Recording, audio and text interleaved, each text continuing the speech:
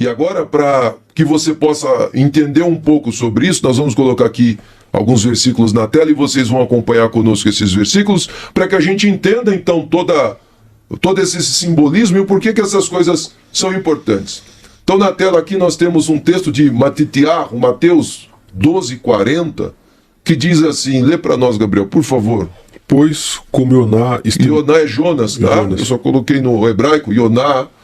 Esteve 3 dias e 3 noites no ventre do peixe, assim estará o Filho do Homem, 3 dias e 3 noites no coração da terra. Então a primeira coisa que eu quero que você preste atenção, o próprio Mashiach, Yeshua, está dizendo quanto tempo ele vai ficar morto. Ele está dizendo que ele vai ficar morto 3 dias e 3 noites. Então, é 1 dia, 2 dias, 3 dias. 1 noite, 2 noites, 3 noites. É ele que está dizendo, não somos nós. É o que está no texto bíblico, no texto sagrado, está escrito isso.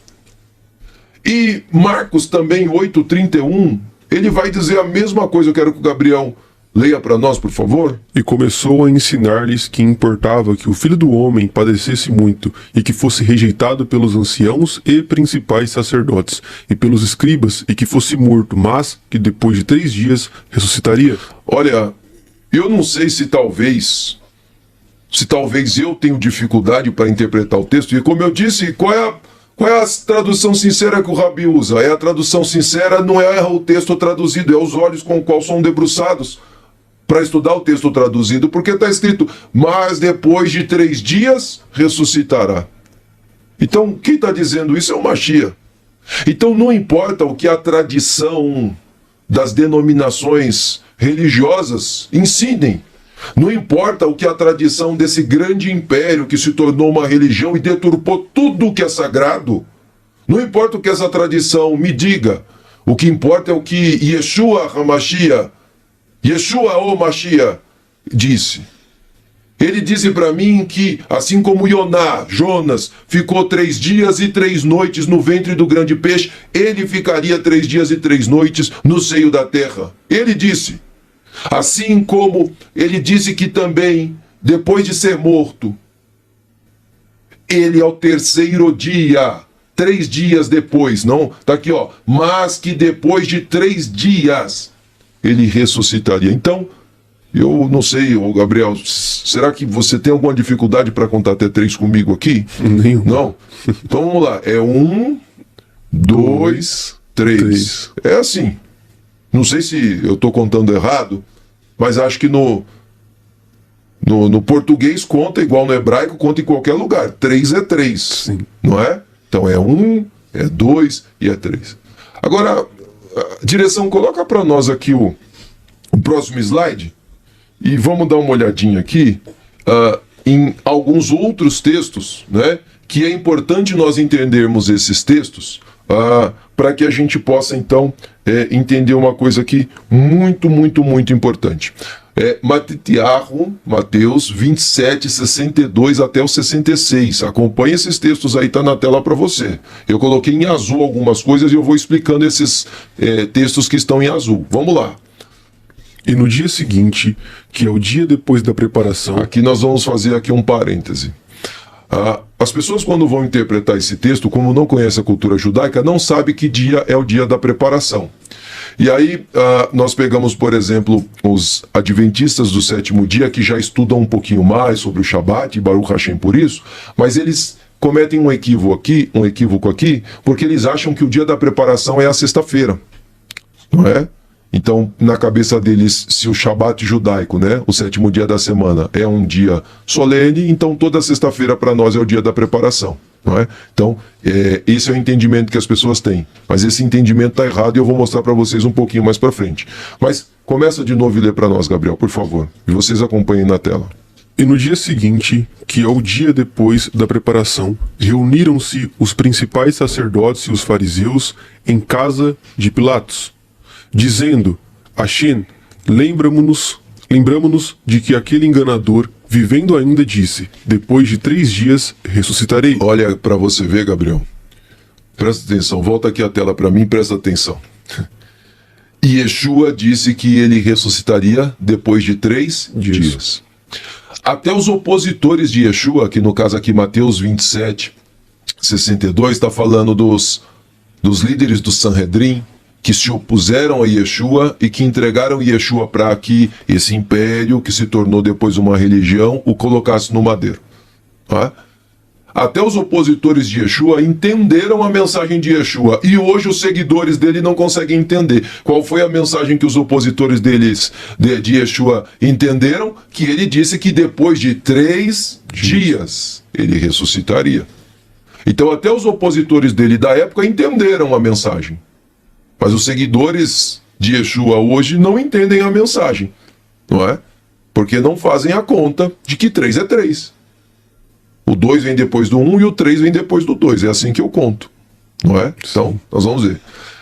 Então, no 64, o verso vai dizer assim, ó. Aí eles vão pedir para que ponha uma pedra no sepulcro. Lê para nós 64, Gabriel. Manda, pois, que o sepulcro seja guardado com segurança até o 3º dia. Gente, agora vamos lá. Tá claro demais aqui. Até o 3º dia. Então, do dia que eles estão pedindo, eles estão dizendo, ó, do dia que ele foi colocado no sepulcro, precisa contar quantos dias, Gabriel? 3 dias. 3 dias. Os opositores de Yeshua sabiam disso. Se eles guardassem um sepulcro só um dia, ia resolver? Não. Só 2 dias? Não. Quantos dias eles queriam guardar o sepulcro? 3 dias. 3 dias. Porque o Mashiach profetizou que ressuscitaria no 3º dia. Esse é o grande ponto, não é? E aí, então eles vão colocar lá, vão selar a pedra, né? Vão colocar uma espécie de argamassa na pedra para selar a pedra. É isso que vai acontecer. Agora, o próximo slide, coloca para nós aqui a produção, por favor. Ok. Qual que é o grande ponto? Quando as pessoas vão ler essa tradução sincera, e eu estou aqui usando, como eu disse, João Ferreira de Almeida, fiel. Essa tradução que eu estou usando. Tradução sincera, não é? Então, você tem erros nessa tradução?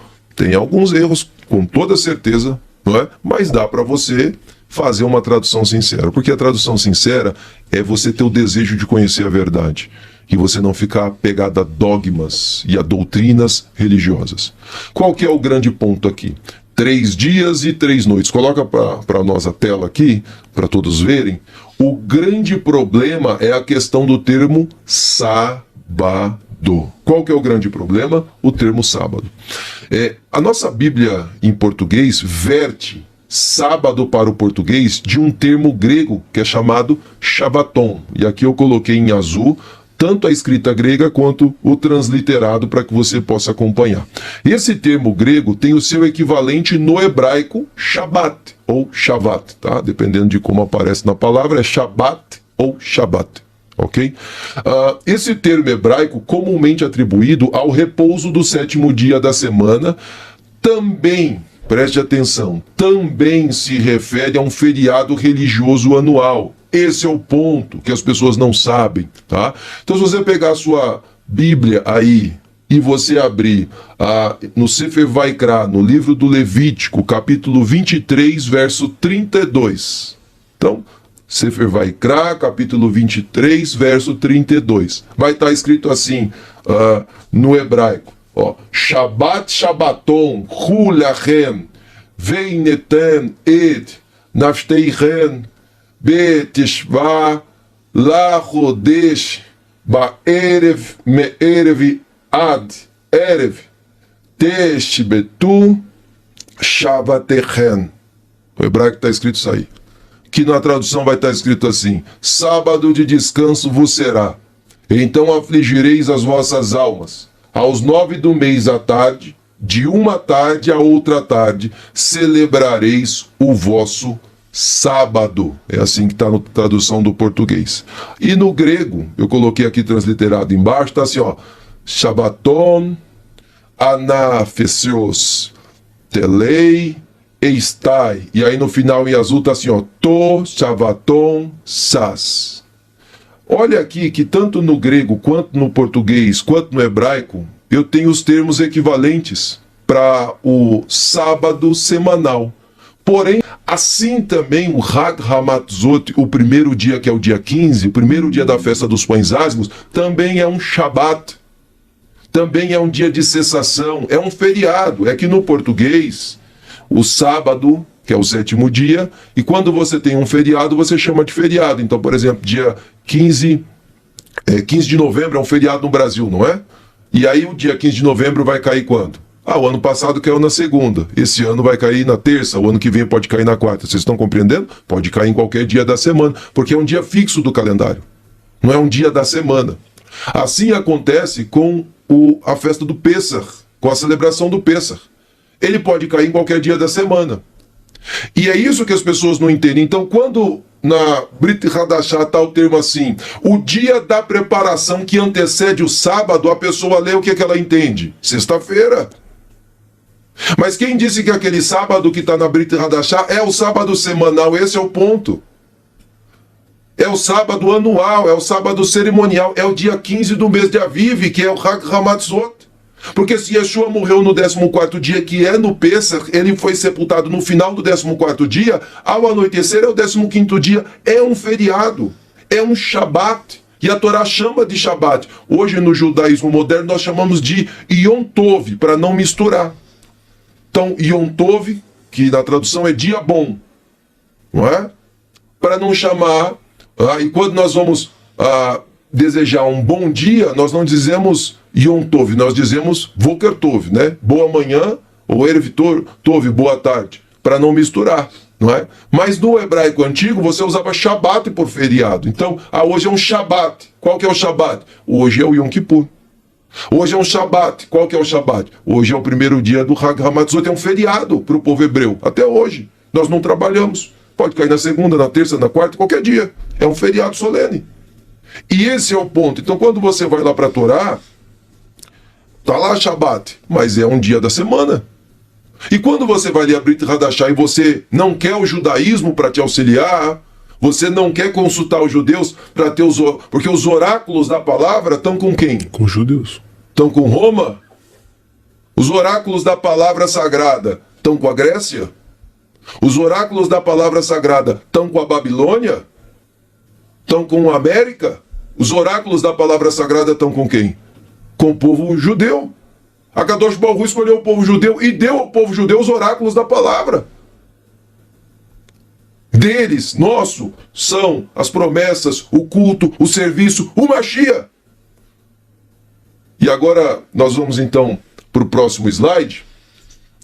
E aqui eu coloquei, para vocês entenderem, aqui um exemplo de como as pessoas acham que foi o episódio, né? Então elas colocam aí, vocês estão vendo na tela, né? Em cima aí tá Yom Shishi, que seria sexta-feira, que é o dia 14 de Abib. Isso aqui tá errado, tá, gente?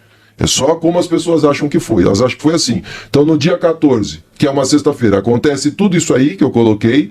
No dia 15, que é o Shabat, não acontece nada, não é? E aí no final do Shabat, que aí tá lá no cantinho, né? Que o primeiro dia da semana lá eu coloquei como domingo, Yom Rishon, que é o primeiro dia, que é o dia 17 de Abib, aí as pessoas acham que ali acontece a ressurreição. Então esse é o calendário. Agora, Gabriel, eu não sei se eu sei contar direito, mas vamos contar junto enquanto está aqui na tela com as pessoas, e você conta aí para mim também. O dia 14, ele está sendo crucificado, no dia 14, está pendurado na estaca, não é? No dia 14. Ele vai ser tirado depois das 15 horas. E aí vão correr para colocar ele na sepultura no finalzinho da sexta-feira. Aí ele foi sepultado no finalzinho da sexta-feira. No primeiro dia da semana, que é o domingo, de madrugada, ele já não está mais dentro da sepultura. E isso o texto bíblico deixa claro, vocês vão ler o texto comigo. Agora eu faço uma pergunta. Como é que conta 3 dias e 3 noites aí, que eu não consegui até agora? Eu também não. Eu não consegui. Aí as pessoas vão vir com aqueles argumentos falaciosos, não é? Pode voltar a câmera aqui para mim. Vão com aqueles argumentos falaciosos. Quais são os argumentos que eles vão? É que um pedacinho do dia conta como um dia inteiro. Por favor. Por favor. Se você se você for trabalhar e trabalhar só 1 hora das 8 horas de trabalho, conta como um dia inteiro de trabalho? Eu queria usar essa matemática para o trabalho. Trabalhar 1 hora e ganhar pelo dia todo. Não. 3 dias são 3 dias, 3 noites são 3 noites. Quem determinou o relógio foi a Kadosh Baruch Hu. Ele disse que o dia tem esse período e a noite tem esse período.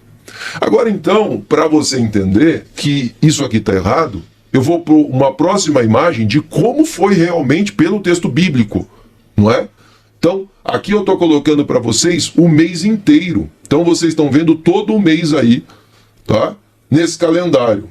Então, o mês hebraico, no ano que Yeshua foi crucificado, ele começou em uma quinta-feira. E óbvio que o nosso mês começa com a lua nova, então na noite de quarta-feira foi Rosh Chodesh. E a Kadosh Baruch Hu determinou esse calendário, não somos nós. O calendário hebreu começa com a lua nova. E aí então a lua nova, ela caiu numa quarta-feira, à noite. Lua nova, no anoitecer da quarta-feira, já é o quê? Quinta-feira. Então o dia de quinta-feira é o primeiro dia do calendário hebraico, não é?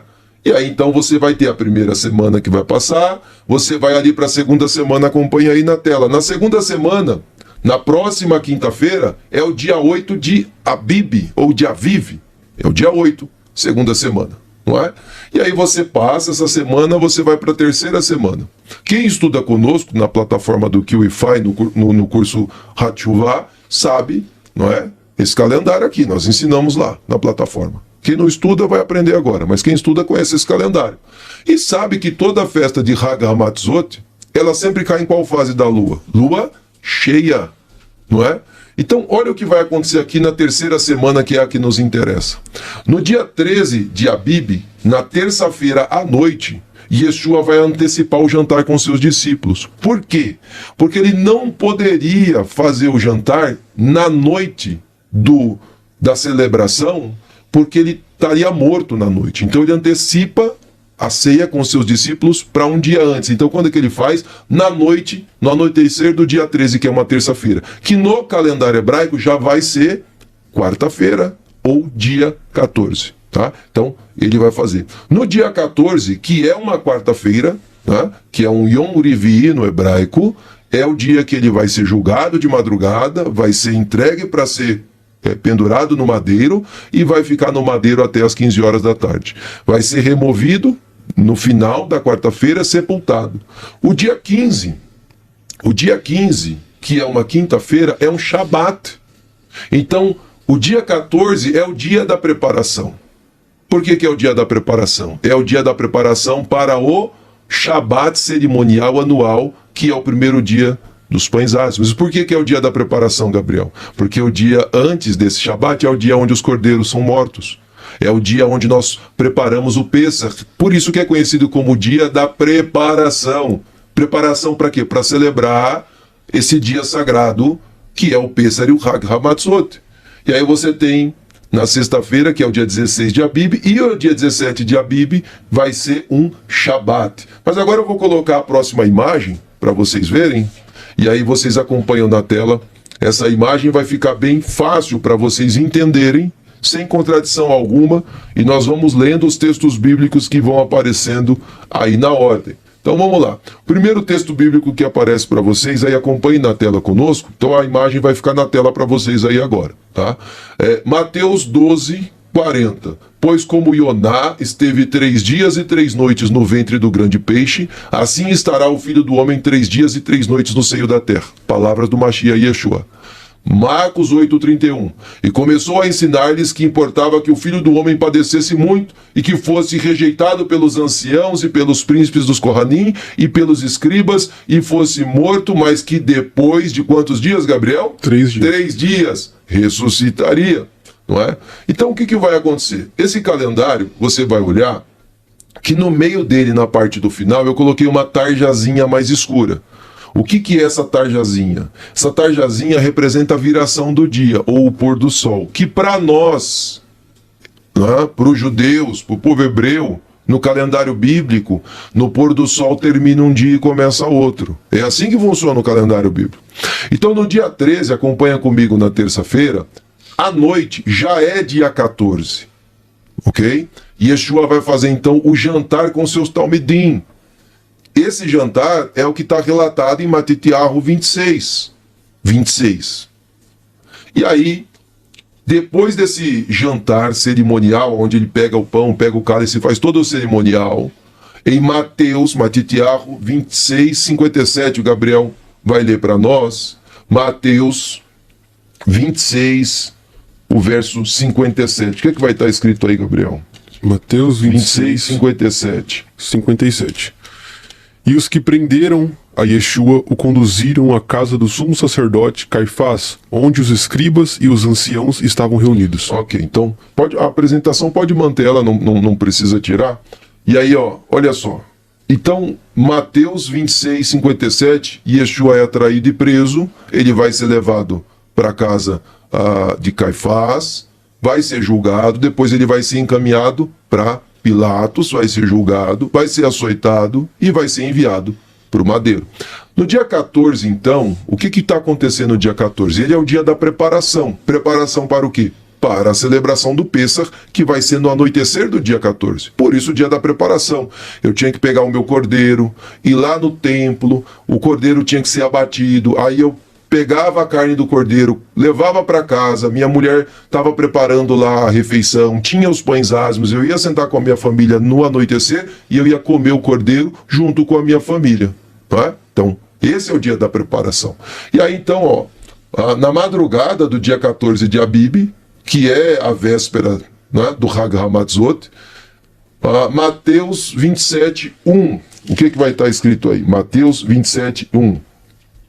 E chegado amanhã, todos os principais sacerdotes e os anciãos do povo formaram juntamente conselho contra Yeshua para o matarem. Quando que isso acontece? Na manhã do dia 14 de Abib. E aí você vai dizer assim, mas o que está acontecendo aqui? É o dia que o cordeiro tem que ser imolado, tá certo? Os sacerdotes foram colocados para isso, não é? Para oferecer o corban, para oferecer o cordeiro. Mateus 27, 45. O que está escrito, Gabriel? E desde a hora sexta houve trevas sobre toda a terra até a hora nona. Então, olha o outro texto, e aí na imagem você vai ver, né? Da hora sexta houve trevas até a hora nona. Só para você entender, a hora sexta seria meio-dia, tá? E a hora nona seria às 15 horas. E Yeshua está já no madeiro nesse horário, ok? Do dia 14, e ninguém discute que ele foi colocado no madeiro no dia 14, não é? Que é o dia na qual, quando Yeshua... olha que interessante, por que faz questão de relatar que da hora sexta, que seria meio-dia, até a hora nona, é o horário que houve trevas? Porque é exatamente o horário que no templo, no Beit HaMikdash, todos os korbanot para Pêssar estavam sendo imolados nesse horário. Os abates aconteciam depois do meio-dia. No meio-dia, durante toda a tarde, eram feitos os abates do Korban Pêssar. E nesse momento Yeshua está no madeiro. Então no Beit HaMikdash os cordeiros estão sendo abatidos e Yeshua está no madeiro nesse horário. E houve trevas nesse horário. Ok. E aí, quando é 15 horas aproximadamente, né, na hora nona, ele morre. Ele vai fazer todas as declarações, vai dizer, Pai, na tua mão entrego o meu espírito, e expirou e morreu. Não é? E aí vão certificar que o da direita está vivo, quebram a perna, o da esquerda está vivo, quebram a perna, mas quando chegam em Yeshua, ele já tinha morrido. Então o soldado romano vai furar o lado dele, mas ele já está morto. E aí Yosef, não é? Você conhece como José de Arimateia, vai pedir para Pilatos permissão para sepultar o corpo. Então eles vão tirar o corpo de Yeshua na quarta-feira, dia 14 de Abib, depois das 15 horas, entre 15 e 16, 17 horas, eles vão tirar o corpo, colocar rapidamente em um lençol para sepultar. Por que eles estão fazendo isso rapidamente? Porque eles têm a celebração de Pêssar com Hag Hamatzot, que vai acontecer no anoitecer desse dia. Então Yeshua é colocado, Mateus 27, do 57 até o verso 61, e é importante que nós façamos a leitura. Você acompanha aí também. E vinda a tarde chegou um homem rico de Arimateia, por nome de Yosef, que também era Talmidim de Yeshua, não é? E ele vai pedir para Pilatos. Agora olha que coisa interessante. O verso 62 ele é chave para você entender que esse calendário que eu estou te apresentando aqui está correto, tá? Porque o verso 62 vai dizer assim, ó, e no dia seguinte, que é o dia depois da preparação, reuniram-se os principais sacerdotes e os fariseus na casa de Pilatos. Opa! Se você tentar fazer a leitura desse texto considerando que isso aqui aconteceu na sexta-feira, qual que é o dia depois da sexta-feira? Shabat. Se esse dia é o Shabat, eles estariam, os fariseus e os saduceus aqui, os sacerdotes, eles estariam reunidos no Shabat para falar disso aqui? Não. Então eles estão reunidos em qual dia aqui? Eles estão reunidos no dia 15. No final do dia 15. Quando terminou o dia da preparação, que eles celebraram o Moed, e agora eles vão se reunir e eles vão dizer o quê?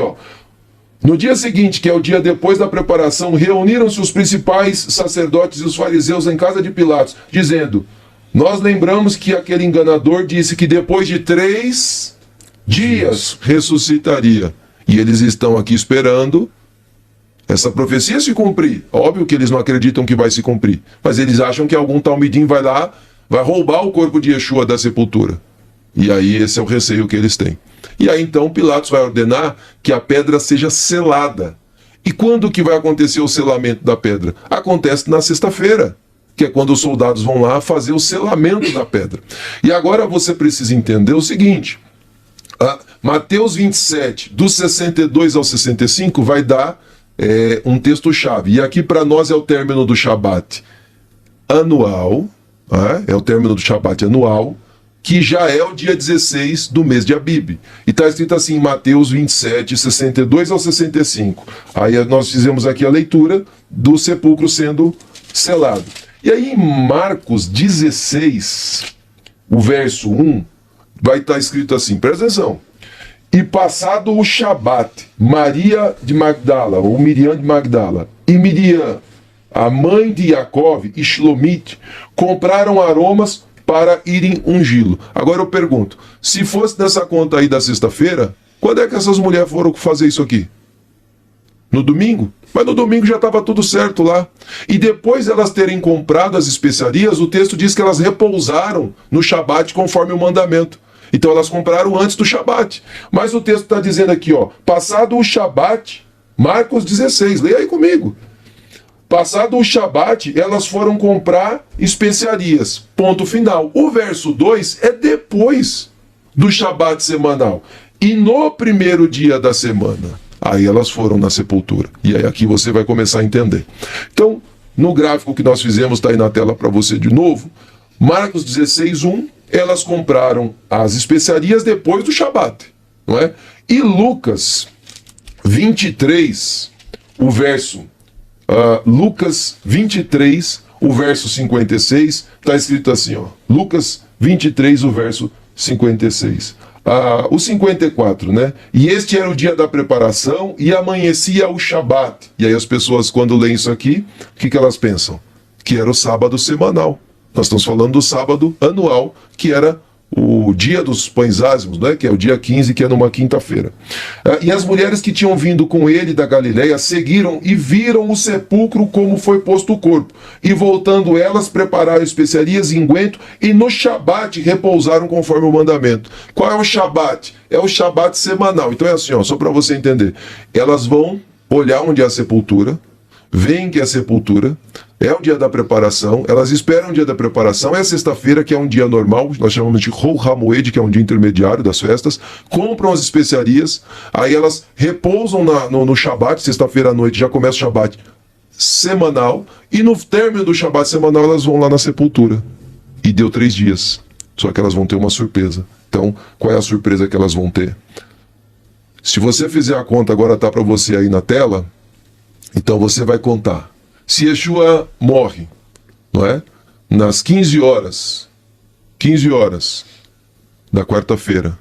Conta aí agora comigo, vê se a conta bate. 15 horas da quarta-feira, 15 horas da quinta-feira, deu um dia. 15 horas da quinta-feira para 15 horas da sexta-feira, 2 dias. Não é? É assim que conta, gente? Sim. 15 horas da sexta-feira para 15 horas do Shabat, quantos dias deu? 3. Então a conta agora bate. Agora é 3 dias. Só que aí tem um ponto. Qual que é o ponto? A ressurreição não se dá no domingo. A ressurreição dá quando, gente? A ressurreição dá... Pode voltar agora para mim aqui a tela. A ressurreição dá quando? Num Shabat. E aí nós temos um grande problema para esse império que se tornou uma grande religião. Por quê? Porque o único apego que eles têm para mudar o sagrado dia de Shabat para o primeiro dia da semana como sendo o dia sagrado, qual é o argumento, o sofisma que eles utilizam? É que é o dia da ressurreição. Então, se a ressurreição não acontece num domingo, cai por terra esse dogma, não é? Desse império que se tornou uma religião, cai por terra.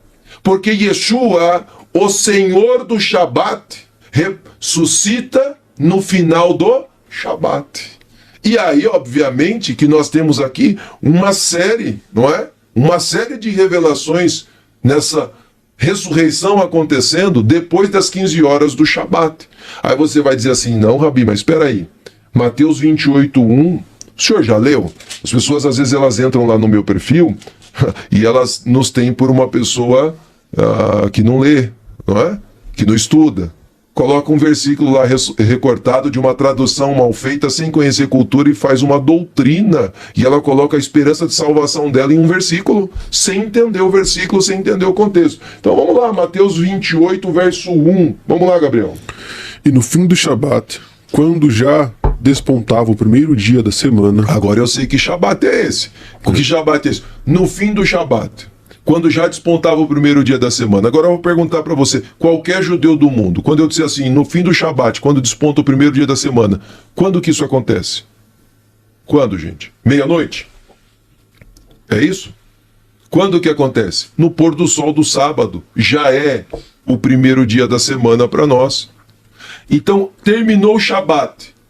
Elas, vou usar uma linguagem judaica aqui, fizeram a separação, né? Se despediram do dia sagrado. Foram lá, pegaram as especiarias, os unguento, falaram, vamos lá, ungir o corpo do mestre. Quando que é isso? É no que você conhece como sábado à noite. Então, sábado, 9 horas da noite, 10 horas da noite, é nesse horário que elas estão indo. Então diz assim, no fim do Shabat, quando despontava o primeiro dia da semana, Miriam de Magdala e a outra Miriam foram ver o sepulcro. Quando elas chegaram, preste atenção, Shabat terminou. Eis que a pedra havia sido removida. Eis que houve um grande terremoto, porque um Melech de Hashem, um anjo de Hashem, desceu do céu e chegou removendo a pedra da porta e sentou-se sobre ela. E aí elas vão entrar. Só que quando elas entram, o que elas vão encontrar lá dentro, Gabriel? Essa imagem que eu coloquei aqui para vocês. A sepultura estava vazia, não é? A sepultura estava vazia. Então houveram 2 terremotos. O primeiro terremoto, olhe para mim, está no texto bíblico. O primeiro terremoto é quando ele morre. O segundo terremoto é quando a sepultura ali é aberta, é tirada a pedra. Então você tem ali o segundo terremoto. Agora, olha que coisa interessante. No verso 6, escute o que o anjo está falando. Olha o que o anjo está falando. O anjo diz assim, ei, ele não está aqui, porque já ressuscitou, como havia dito. Venha e veja o lugar aonde o Senhor estava. Ele não está mais. Então, olha como fica simples quando a gente conhece o calendário, quando a gente conhece as festas, quando a gente conhece... Não tem contradição alguma. Agora, é óbvio que se você pegar um texto, lá em Marcos diz no domingo, lá em Lucas diz no domingo. Escuta, domingo nem existe quando a Bíblia foi escrita. Então, se está escrito domingo na sua Bíblia, é porque o tradutor quis colocar o nome domingo.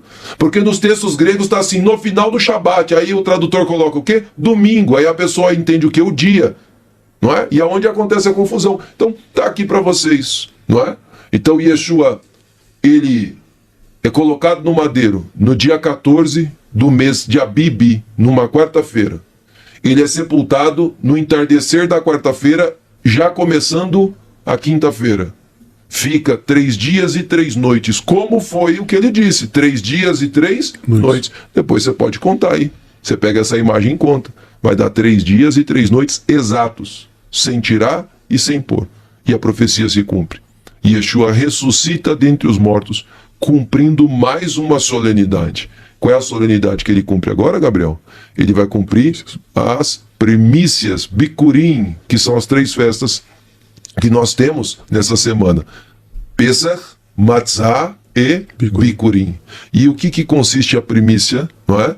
É a primeira parte da colheita que é apresentada diante a Kadosh Baruch. E aí Mashiach, quando está ressurreto, e aí ele se apresenta para Miriam, ela diz assim, mestre, diz, não me detenha, porque eu ainda preciso me apresentar para o Pai como a primícia daquilo que foi colhido. sendo ele a primícia dos que dormem e o primeiro a ressuscitar, o primeiro a ter ressuscitado dentre os mortos, agora, se apresentando diante de Akadosh Baruch Hu, a oferta é aceita. E sabe o que é que acontece? Pela emuná que nós temos nele, nós temos direito também, não é? Assim como ele ressuscita dentre os mortos, nós também, por essa emuná, por essa fé, nós também ressuscitaremos dentre os mortos. Pois bem, hoje eu gostaria de falar com vocês um pouco sobre esse episódio que eu já anunciei referente à cronologia da morte de Jesus. Jesus, todos sabemos, morreu na cruz do Calvário e ressuscitou dentre os mortos. Esse é um dado de fé muito claro que nos vem desde os primórdios do cristianismo. Mas por quanto tempo teria Jesus ficado no sepulcro? Por que ele deveria ressuscitar apenas no terceiro dia? Os evangelhos não dizem diretamente em que noite da semana Jesus comeu o cordeiro pascal com seus discípulos. Esse é um dado que devemos extrair pela hermenêutica, pela exegese do texto. E diferentes autores, é claro, chegam a conclusões um tanto diferentes. Eu, particularmente, acredito que Jesus comeu o cordeiro pascal na noite de quinta-feira do dia 15 do mês de Abib, ou Nissan, conforme o calendário judaico de seus dias. Mas, como eu disse, esta é uma conclusão hermenêutica, que precisa, inclusive, harmonizar os 3 primeiros evangelhos e o evangelho de João, mas isso será temática para um outro programa. O ponto aqui é que o texto apenas diz, na noite em que ele fora traído, mas não traz nenhuma informação se essa noite foi numa quarta ou numa quinta-feira. No entanto, os evangelhos deixam claro que Jesus morreu e foi sepultado numa sexta-feira. Isso é ponto. A palavra grega que aparece para sexta-feira é paraskeue, que significa preparação ou, por extensão, dia da preparação. Paraskeue aparece no Novo Testamento pelo menos 6 vezes, em diferentes passagens, sempre se referindo ao dia da sexta-feira, o dia da preparação, isto é, o dia que antecede o sábado. Aliás, é isso que encontramos na explicação que dá o evangelista Marcos, que você pode ler tranquilamente na sua Bíblia. Marcos 15:42 diz, era a véspera do sábado. No tempo de Jesus, o dia da preparação, Paraskeue, era tecnicamente chamado assim por ser o dia dos preparativos para o sábado, o Shabat, que estava começando. O historiador judeu Flávio Josefo, que viveu no primeiro século, menciona o decreto romano em favor do povo judeu que dizia: pareceu-me bem a mim e a meus conselheiros, de acordo com a sentença e o juramento do povo de Roma, que os judeus têm liberdade para fazer uso de seus próprios costumes, que não sejam obrigados a comparecer perante qualquer juiz no sábado, nem no dia da sua preparação após a hora nona. Ora, quando Josefo fala dia da preparação, ele escreveu em grego, o termo que aparece ali é paraskeue, o mesmo que aparece nos evangelhos e, logicamente, está se referindo à sexta-feira. No Dida Ré, um manual de instruções cristãs composto no final do primeiro século, início do segundo, fala-se do costume cristão de jejuar às quartas e sextas-feiras, mas nesse tratado, a sexta-feira também é chamada de paraskeue, isto é, dia da preparação, igual aparece nos evangelhos. Agora, voltando ao texto bíblico, de acordo com Lucas, as mulheres vieram com Jesus da Galileia e testemunharam a sua crucifixão. Você pode ver isso em Lucas 23:49. Depois também de testemunhar o sepultamento de Jesus, realizado inclusive por José de Arimateia, as mesmas mulheres voltaram para casa, talvez a casa da mãe de João Marcos, em Jerusalém, que estava abrigando todo o grupo de pessoas que vinham da Galileia. Então elas prepararam especiarias, às pressas, é claro, porque o sábado estava chegando. Quer ver? É assim que aparece na Bíblia. Leia comigo aqui no telão e você vai ver. Em seguida, foram para casa e prepararam perfumes e especiarias aromáticas e descansaram no sábado, em obediência ao mandamento. Lucas 23:56. Ou seja, essa passagem mostra que a sexta-feira era o dia antecedente ao sábado, não era outra preparação qualquer. Lucas capítulo 24, verso 1, continua dando informações preciosas, dizendo que quando o sábado terminou, aquelas mulheres voltaram ao túmulo carregando as especiarias. O evangelista Marcos relata ainda que as mulheres compraram as especiarias, e isto elas fizeram somente quando o sábado acabou. Você pode ver isso em Marcos 16, verso 1. Agora, se você depois pegar a Bíblia e comparar João capítulo 2, verso 19, com João capítulo 2, versos 21 e 22, você vai ter outro elemento muito interessante. Olha o que está na Bíblia. Jesus respondeu-lhes: destruí esse templo e eu o levantarei novamente em 3 dias. Mas o templo que ele falara era o seu corpo. Depois que ele foi ressuscitado dos mortos, seus discípulos relembraram o que ele havia dito. Você percebeu essa passagem? Note que aqui Jesus profetizou que ressuscitaria dos mortos depois do 3º dia. Isto é, depois do 3º dia da sua morte. Esse dado será importante para a análise que vamos fazer mais à frente. Então lembre dele, tá bom? O Filho do Homem, disse Jesus acerca de si mesmo, seria entregue aos gentios, que o matariam, e no 3º dia ele ressuscitaria entre os mortos. É o que está em Lucas, capítulo 18, versos 31 a 33. Da mesma forma, eu tenho o apóstolo Pedro fazendo uma proclamação muito importante a esse respeito. Ele disse o seguinte: Deus o ressuscitou dentre os mortos ao 3º dia. Atos, capítulo 10, verso 40. Bem, agora o quadro começa a se desenhar, ou pelo menos o problema dele. Raciocine comigo. Se Jesus foi sepultado no final da tarde de sexta-feira, como eu mostrei na Bíblia, quanto tempo ele teria de permanecer no túmulo para cumprir a profecia que ele ressuscitaria no 3º dia? Ora, para responder a essa pergunta, eu preciso em primeiro lugar saber qual era a maneira judaica daquele tempo de calcular as horas. Eu também deveria examinar 2 expressões idiomáticas hebraicas importantes que estão ali atrás desse texto. Eu vou falar delas daqui a pouquinho. Agora, de cara, esses elementos que eu apontei me ajudam a entender também um outro texto que, quando a gente lê à primeira vista, ele parece um pouco complicado de compreender. É Mateus capítulo 28, verso 1. Eu vou ler esse texto como está na tradução em português. Preste atenção aí em casa. Diz assim a Bíblia: E no fim do sábado, quando já despontava o 1º dia da semana, Maria Madalena e a outra Maria foram ver o sepulcro. Prestou atenção? Acontece que no original grego não está bem assim arrumadinho do jeito que eu li. Se eu traduzir ao pé da letra essa passagem como está no grego, ela ficaria mais ou menos assim como eu vou colocar na sua tela. Depois, porém, dos sábados, ao iluminar, indo para o 1º dia dos sábados, vieram Maria a Madalena e a outra Maria para ver o sepulcro. É complicado, não é? Mesmo em grego, essa é uma sentença confusa e ela só pode ser entendida se aceitarmos que existe por detrás daquela expressão em grego um substrato semítico ou aramaico. O que é isso? É o seguinte: os judeus da época de Jesus, aqueles que moravam na Judéia ou na Galileia, normalmente falavam hebraico e aramaico. Eles não tinham como língua franca o grego e o latim. Mas o Novo Testamento foi escrito em grego. Isso significa que Mateus, embora estivesse escrevendo em grego, tinha por detrás de si um original hebraico, ou pelo menos algumas palavras em hebraico ou aramaico. Isto não significa que Mateus fosse originalmente escrito nessas línguas, mas sim que ele se lembrava de episódios que foram tratados, lidos e ditos nesses idiomas semíticos que ele agora traduzia para o grego ao escrever o seu evangelho. Eu vou explicar com um exemplo e você vai entender direitinho isso que eu acabei de dizer. Seria como se alguém dissesse em português, tá bom? Está chovendo cães e gatos. Ora, ninguém fala desse jeito. Também ninguém liga para a mãe falando assim: vou chamar para minha mãe.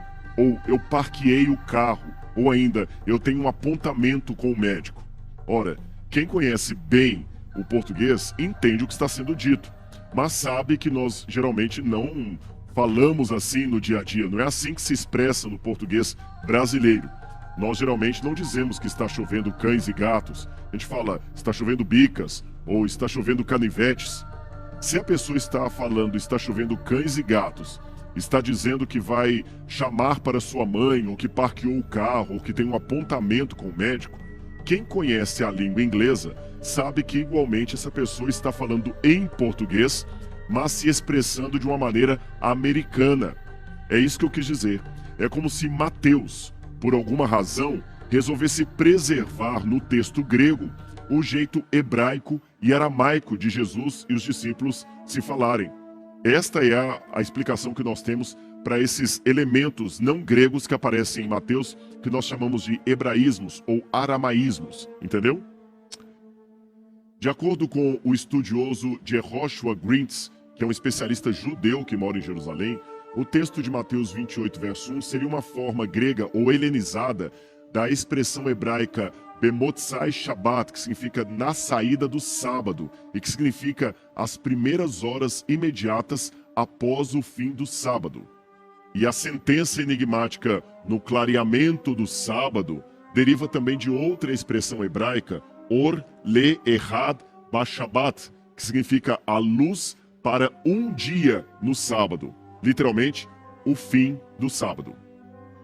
Em hebraico, Shabbat, sábado, pode significar sábado, é claro, ou semana. Isso, Shabbat, também significa semana em hebraico. Nesse uso, luz, surpreendentemente, é o sinônimo de noite, ou seja, a noite anterior ao dia seguinte. Então, em hebraico, luz, or, pode ser usada de maneira eufemística para significar a noite, é claro, mas também o oposto da noite, ou seja, o raiar do dia. Ou ainda também uma outra forma de entender o texto ou a expressão usada no tempo de Jesus seria lembrar que a noite para os judeus começa com o ato de acender lamparinas por causa da escuridão. O próprio dia de sábado era e ainda é iniciado pelos judeus com o acendimento de candeias ou de velas para marcar a observação do pôr do sol e o início do sábado, que aliás também começa com o aparecimento de estrelas no céu. Então você tem estrelas que aparecem no céu, velas que são acesas, dando a entender que a luz de Deus está sobre aquele dia. Luz, or, portanto, significa o início do sábado ou o final da noite. O início da noite ou o final dela. Talvez é daí que venha a expressão que está por detrás do texto de Mateus, capítulo 28, verso 1, que nessa linha poderia ser entendido como sendo... Deixe-me fazer uma tradução dinâmica. Aliás, eu vou colocar essa tradução no telão para ficar mais fácil para você. Nós podíamos entender o texto de Mateus desse jeito aqui. Preste atenção. Terminada a semana, ao declinar o sol no sábado, as luzes se acenderam à noite, dando início ao primeiro dia da semana. Caminhando para a madrugada, vieram Maria, a Madalena, e a outra Maria, para ver o sepulcro. Você percebeu, então? É assim que seria Mateus 28, verso 1, uma tradução livre. Os evangelhos ainda nos dizem também que o dia em que as mulheres foram e descobriram que o túmulo de Jesus estava vazio era domingo de manhã. Mas o relato ainda é mais preciso. Ele afirma quando as mulheres chegaram no túmulo. Preste atenção aqui no telão e você vê como a Bíblia apresenta esse texto. Na madrugada do primeiro dia, é o que diz Mateus 28, verso 1. Muito cedo no primeiro dia, é o que diz Marcos capítulo 16, verso 2. No primeiro dia da semana, muito cedo pela manhã, é o que encontramos em Lucas 24, verso 1. E no início da primeira semana, enquanto ainda estava escuro, é o que está em João capítulo 20, versículo 1. É dessa maneira bem precisa que a Bíblia coloca quase a hora em que as mulheres chegaram ali. Ou seja, elas foram ao túmulo por volta do amanhecer do dia, ao raiar do primeiro dia da semana, que no nosso calendário é chamado de domingo. E ao chegarem ali, perceberam a tumba vazia. Parece, a partir desses relatos, que Jesus ressuscitou ou foi erguido nas primeiras horas da madrugada do domingo. A questão, porém, permanece. Em que dia da semana teria sido Jesus crucificado e colocado no sepulcro? Aqueles que acreditam que Jesus foi crucificado na quarta-feira, porque tem um grupo que defende isso, apontam para Mateus capítulo 12, verso 40. É um texto que merece ser lido. Ele diz o seguinte, vou ler para vocês.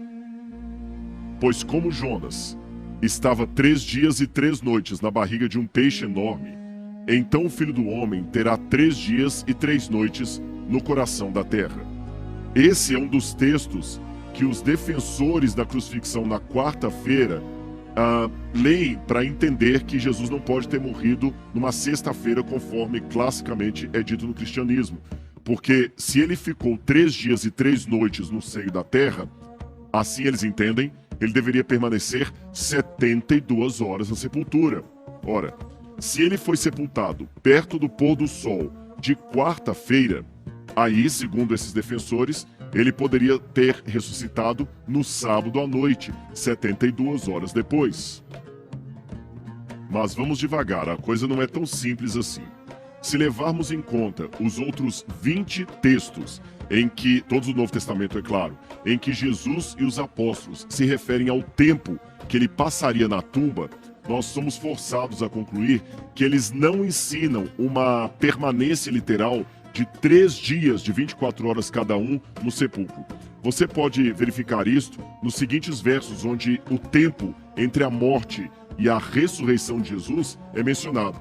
Quer ver? Preste atenção aí na sua tela. Mateus capítulo 16, verso 21, 17, 23, 20, 19, 26, 61, 27, 40, verso 64, Marcos 9, 31, 10, 34, 10, 56, etc.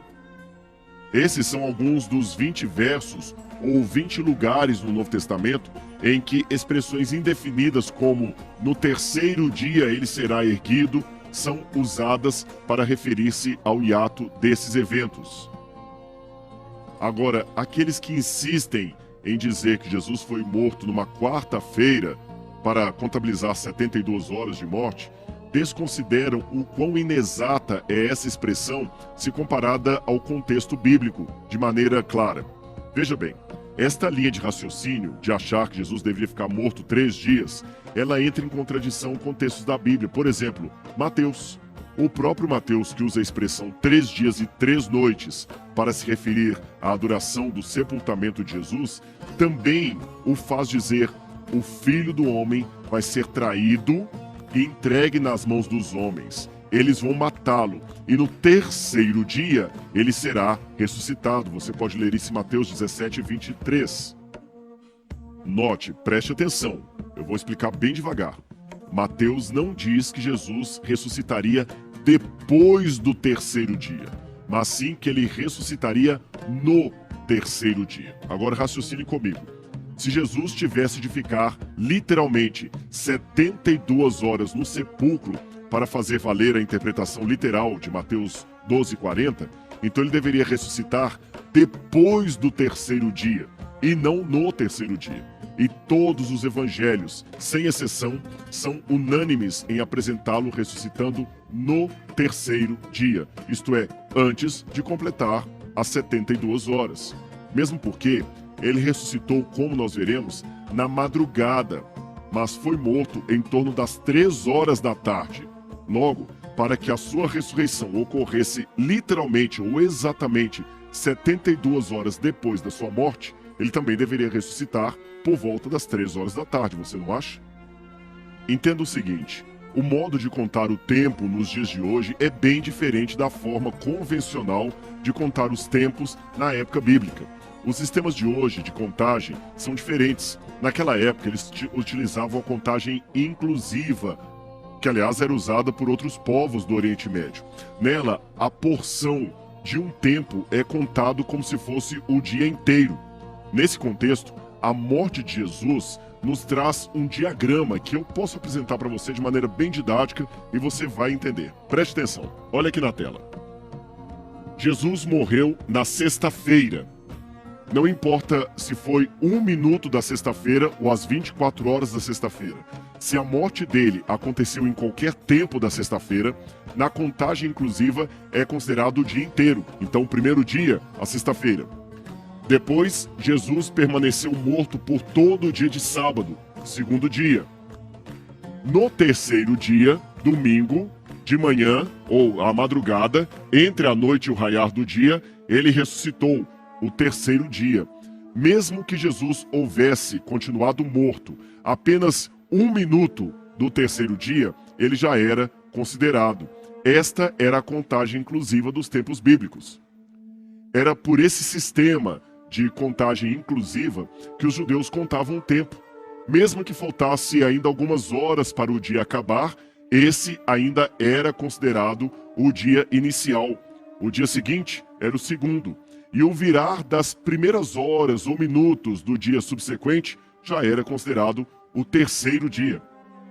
Agora você pergunta, há algum exemplo bíblico desse depois de 3 dias e 3 noites, significando algo diferente de 72 horas? Sim, tem muitos textos. Vou apresentar apenas um ou dois para você, tá bom? Textos bíblicos que chamavam de terceiro dia aquilo que nós chamaríamos de depois de amanhã.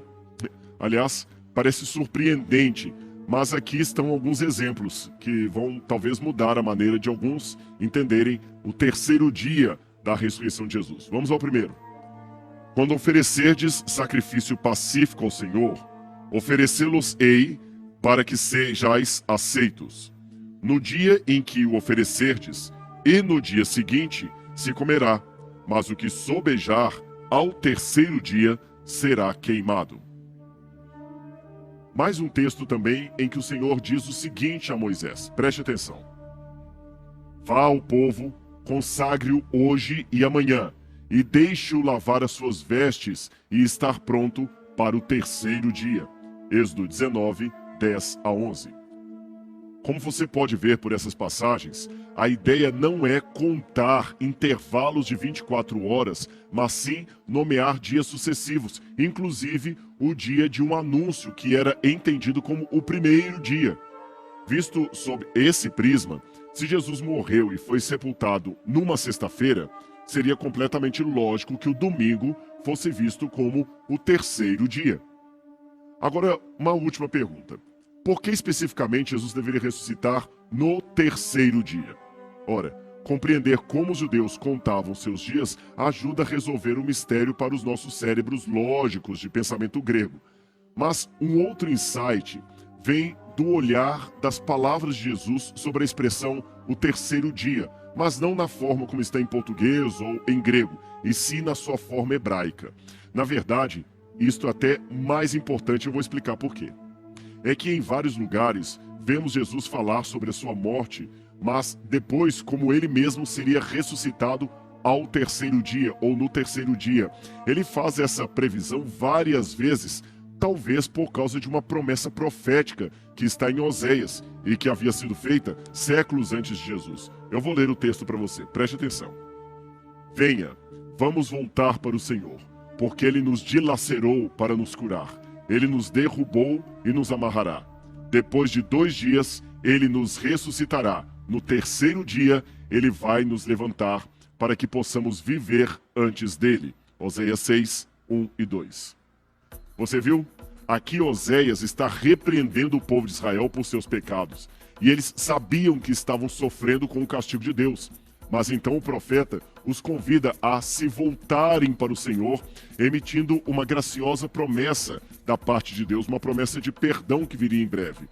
Hoje pode ser um dia terrível por causa da ira de Deus, mas amanhã será melhor. E não muito tempo depois, a vida começará a renascer, ela começará de novo. Que garantia maravilhosa, não é mesmo? O Deus que hoje tem a sua ira também está disposto a perdoar. Quando os rabinos olhavam para trás nas Escrituras, à luz dessas palavras de Oséias, eles notavam que em vários lugares onde havia a expressão hebraica no terceiro dia, era quando a redenção de Deus vinha. Um exemplo, nós temos no caso de Abraão.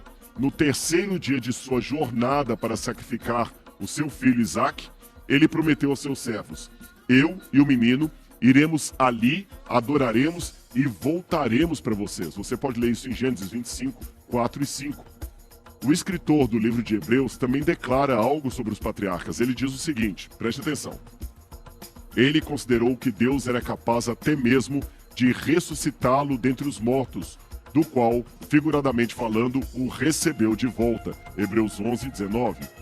Os rabinos, então, estavam falando não rigidamente de dias literais, 72 horas. eles estavam falando de uma previsão profética, uma forma bíblica de falar de perdão e redenção de Deus que sempre vem no terceiro dia. Aliás, havia também uma crença rabínica muito bem estabelecida na época de Jesus que o corpo de uma pessoa morta só começaria a entrar em putrefação após o terceiro dia. E esse seria o verdadeiro resultado do pecado de Adão sobre o corpo de uma pessoa. Ora, Jesus, portanto, ressuscitou ao terceiro dia antes que o seu corpo visse a putrefação. Isso era um cumprimento do Salmo 16, um salmo messiânico, que se expressa dessa forma: o meu corpo repousará em paz, porque tu não me abandonarás nas profundezas da morte, nem permitirás que o teu servo sofra decomposição. Noutras palavras, ao ressuscitar Jesus dentre os mortos, antes que o seu corpo começasse a se decompor, foi uma forma de Deus mostrar a justiça pessoal de Cristo e o fato de que ele morreu não por causa dos seus pecados, mas pelos pecados da humanidade. Eu acredito que esse possa ter sido um dos principais motivos porque a igreja cristã primitiva viu ali, no terceiro dia, a razão do tempo da ressurreição de Jesus. Fazia todo sentido para os primeiros seguidores de Jesus, que eram judeus. Fazia sentido que ele ressuscitasse ao terceiro dia. E hoje, quase 2000 anos depois, esses acontecimentos ainda são significativos e têm uma dimensão ainda maior, porque a ressurreição de Jesus significa a certeza da nossa esperança. Eu espero que você tenha gostado do programa Evidências de hoje.